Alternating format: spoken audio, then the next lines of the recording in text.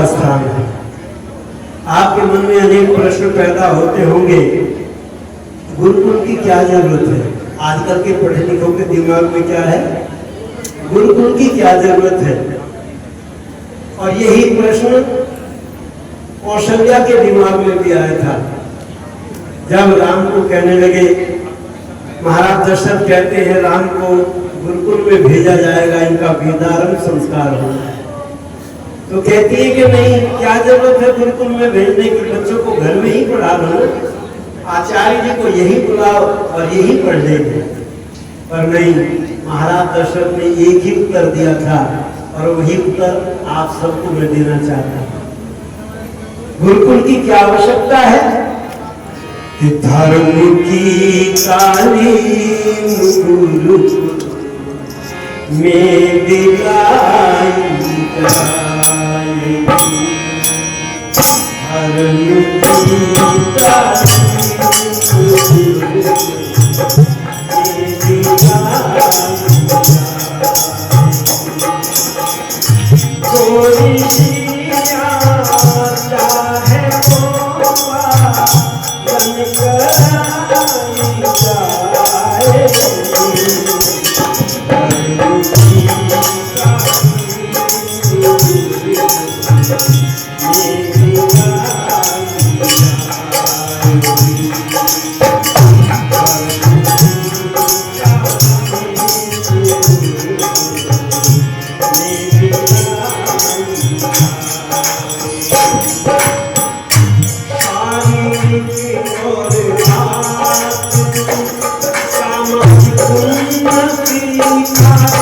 जाएगी।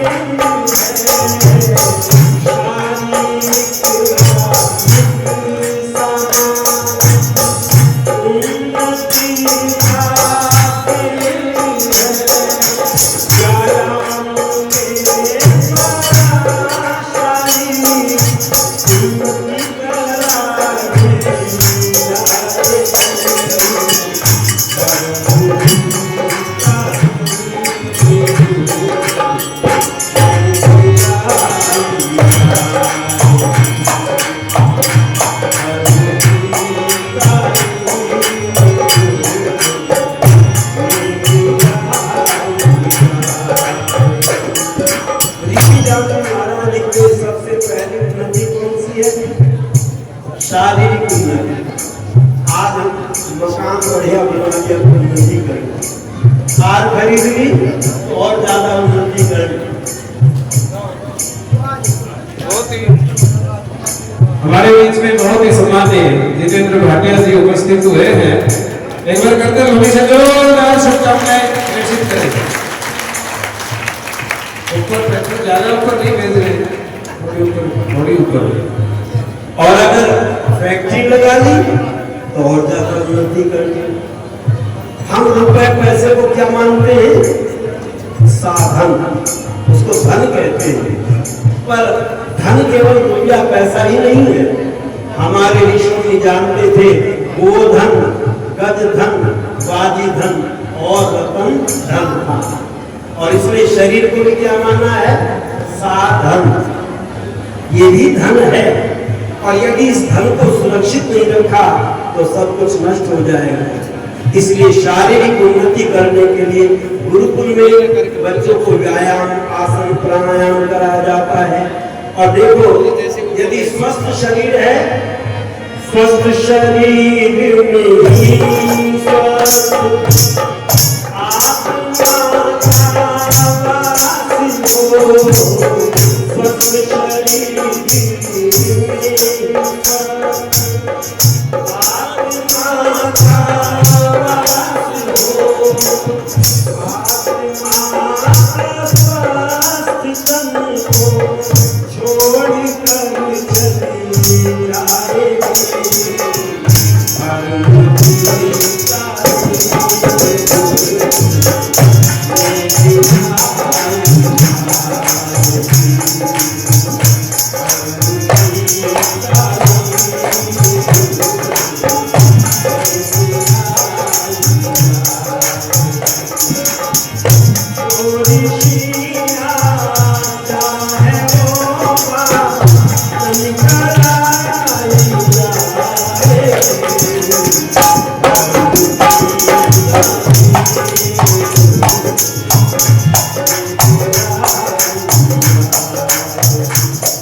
जैसे मकान की छत में दरार आ जाए, क्या आप उसमें रहना पसंद करेंगे?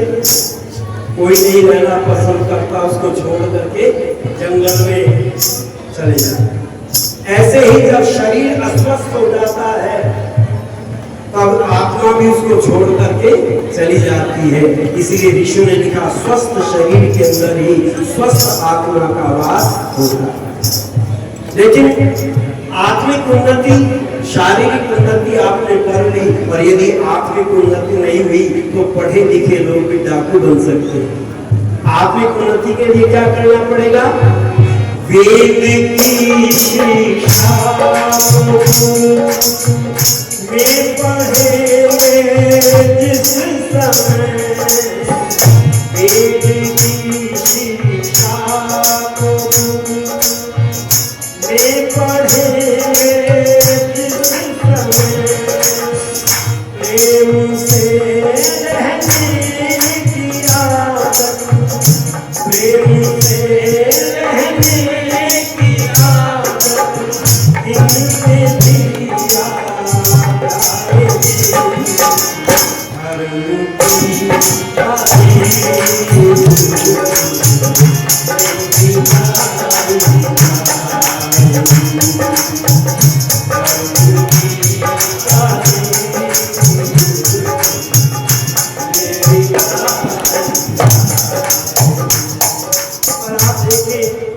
अगर आप प्रेम से रहना चाहते हैं तो ये प्रेरणा कहां से मिलती है?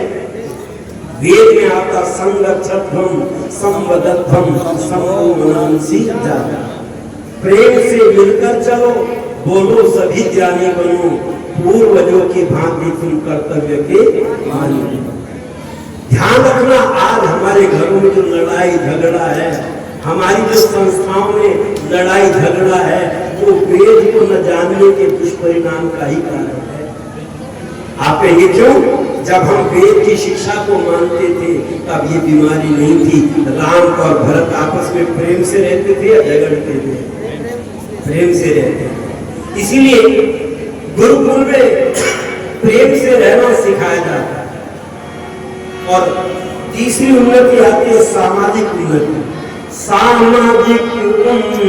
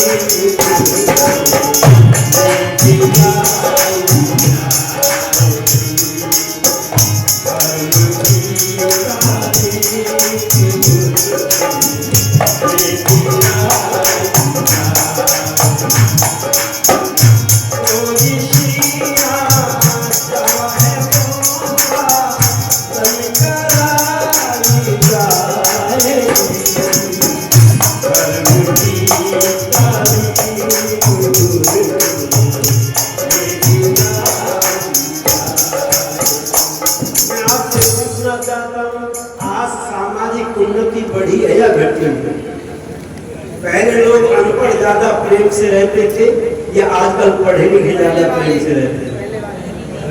पहले लोग ज्यादा प्रेम से रहते थे, पता चला क्योंकि वेद की शिक्षा को हमने समाप्त कर दिया, इसलिए हमारी सामाजिक पतन। अब देखो, भीम आर्मी, जाट आर्मी, गुजर आर्मी, हर जाति की अलग अलग आर्मी बने। अच्छा, ये आर्मी किससे लड़ेगी? ये आर्मी आपस में लड़ रही है। इसलिए ऋषि जानन बड़े गारंटी से लिखते हैं, कैसी उन्नति करें? शारीरिक उन्नति करें, फिर आत्मिक उन्नति करें और फिर सामाजिक उन्नति करें। और तीनों उन्नतियों का अगर केंद्र कोई है तो ये गुरुकुल है। अब देखो, सब जाति के लोग आकर के यहाँ बैठे हुए हैं, इस कार्यक्रम को सुन रहे। इसलिए मैं अंत में कहना चाहता हूं, तप के द्वारा तप द्वारा विद्या प्राप्ति इसलिए संतान गुरुकुल में जाना है जरूर। महाराज दशरथ यही कहते हैं, कहते भी घर में रह करके वो शिक्षा प्राप्त नहीं हो सकती जो गुरुकुल में हो सकती है। इसलिए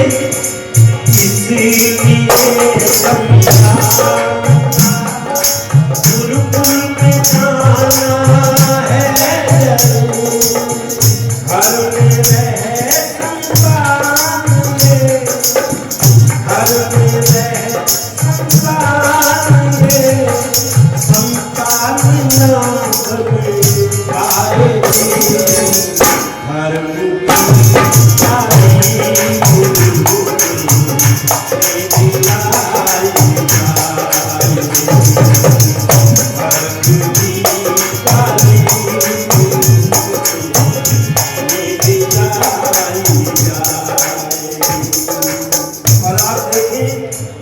में आचार्य भी कैसे हो। आचार्य सोमदेव जी जैसे जो शांत वृत्ति के नाम सोम है, सोम चंद्रमा को भी कहते हैं, सोम परमात्मा को भी कहते हैं। परमात्मा भी हमको आनंद देने वाला है, शांति देने वाला है, और चंद्रमा भी हमको शांति देने वाला है। तो बच्चों में भी वो शिक्षा दे सके, जो शांत स्वभाव है वही बच्चों को भी शिक्षित कर सकता है। इसलिए कहा है तप द्वारा विद्या प्राप्त कर विद्वान बन कर आए। तप द्वारा विद्या प्राप्त कर। कुछ लोग कहेंगे अजी यहाँ पे बीजेपी बाहर जाती है, यहाँ क्या करेंगे? नहीं, बच्चों को तपस्वी बनाना है। पहले लोग गर्मी सर्दी धूप सब कुछ सहन करते थे। आज हमारे बच्चे क्योंकि सहन कर सकते हैं क्या? एसी की आदत पड़ गई तो एसी में ऐसी की तैसी करते हैं। हमारे बच्चे आज धूप सहन नहीं कर सकते। प्रेयर के समय बच्चे को धूप में खड़ा कर देते तो चक्कर खा करके गिर जाते। और पहले बच्चे तप करते थे, तप के द्वारा, तप किसको कहते हैं? तो ऋषि रामजी महाराज लिखते हैं कठिन परिस्थिति में अपने कर्तव्यों का पालन करने का नाम तप है। यहाँ बच्चे तप करते हैं, गर्मी सर्दी धूप छांव सबको सहन करते हुए अपने अपने कर्तव्यों का पालन करते हैं। इसलिए विद्या कैसे प्राप्त होती है? विद्या तपोभ्याम भूतात्मा बुद्धिर्ज्ञानेन शुध्यते। विद्या तब से प्राप्त होती है। एसी में बैठकर के विद्या प्राप्त नहीं होती, बच्चों को तप करना सिखाया जाता है। तप द्वारा विद्या प्राप्त स्वान बन कर आए। तप द्वारा विद्या प्राप्त विद्वान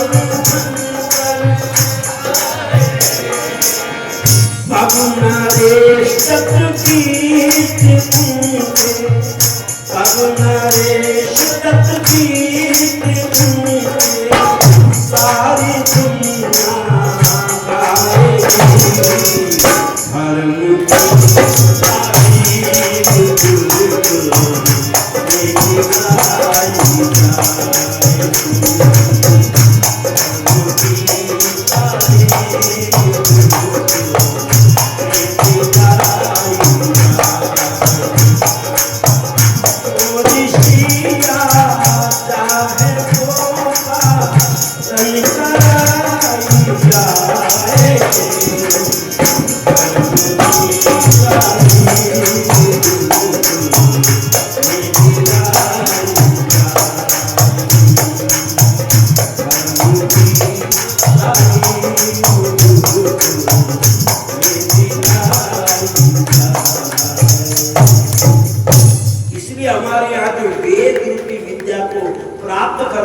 जीवन में उसको क्या कहते थे?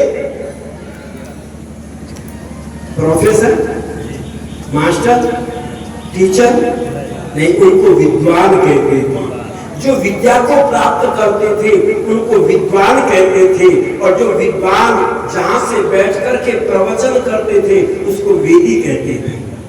और यज्ञ से वेद मंत्रों का पाठ होता था, इसलिए यज्ञ को भी हम क्या कहते थे? वेदी कहते थे। रामचरितमानस में आता वेदी वेद विधान समाज, वेदी को वेद के विधान से सजाया गया। पता चला ये शब्द एक दूसरे के साथ संबंध रखने वाले हैं, इसलिए अपने बच्चों को गुरुकुल में पढ़ाओ और पढ़ा करके उनको विद्वान बनाने का प्रयत्न करना, तब उनका संसार में नाम होगा। विद्वान सर्वत्र पूज्यते, जो विद्वान होता है उसकी सब जगह पूजा होती है। इसलिए मैंने कहा था इस गुरुकुल का के द्वारा मेरा भी सौभाग्य है। पहली बार जब मैं मॉरिशस गया तब भी यहीं से गया था, इसी गुरुकुल से, और अब तीसरी बार जा रहा हूं तब भी यहीं से जा रहा हूं। ये संयोग है, ये श्रद्धेय आचार्य का आशीर्वाद है, इसलिए आप अपने बच्चों को गुरुकुल में पढ़ाएं। मैं भारतीय आर्य धर्मोपदेशक परिषद की ओर से आप सबको प्रेरणा दे रहा हूँ, और ये नहीं आपको ही प्रेरणा दे रहा हूँ, मेरे भी 2-3 बच्चे गुरुकुल में पढ़े। मेरा नियम है, जो हम कहते हैं उसको करने का भी प्रयत्न करते हैं। इसलिए हमारे 3 बच्चे गुरुकुल में पढ़े हैं। एक तो केंद्रीय विद्यालय में अध्यापक है और एक डीएवी में अध्यापक है, भजन प्रवचन भी करते हैं और अध्यापन का काम भी करते हैं। इसलिए मैं आपसे प्रेरणा देता हूँ। कुछ लोग कहते हैं गुरुकुल में पढ़ने लिखने से क्या होगा, नौकरी तो लगती है। ऐसा नहीं है, ये धारणा निकालो मन से और अपने बच्चों को ऐसे पवित्र स्थान पर लाने का प्रयत्न करना। हमारे धर्मोपदेशक परिषद का सम्मेलन करने का लक्ष्य पूरा हो जाएगा, और श्रद्धेय आचार्य जी जो तपस्या कर रहे हैं उनकी तपस्या भी पूरी हो जाएगी। इन्हीं शब्दों के साथ मैं श्रद्धेय आचार्य जी का हृदय से धन्यवाद करता हूँ। उनका सरल स्वभाव, सौम्य स्वभाव और उनकी विद्वता को लेकर के पता चलता है, उनके चरणों में बैठ करके कुछ सीखने का हम प्रयत्न करें। इसलिए उन्होंने कहा कि नहीं, गुरुकुल में ये कार्यक्रम रखो। ये दूसरा कार्यक्रम गुरुकुल में रखा गया है। मैं भारतीय आर्य धर्मोपदेशक परिषद के सभी सदस्यों की ओर से आप सभी का धन्यवाद करता हूँ। आपने बड़ी सेवा की है, बड़ा व्यवस्थित कार्यक्रम यहाँ पर रखा है। इसी प्रकार से आप हमारा उत्साहवर्धन करते रहेंगे। इन्हीं शब्दों के साथ आप सभी का धन्यवाद। और कुछ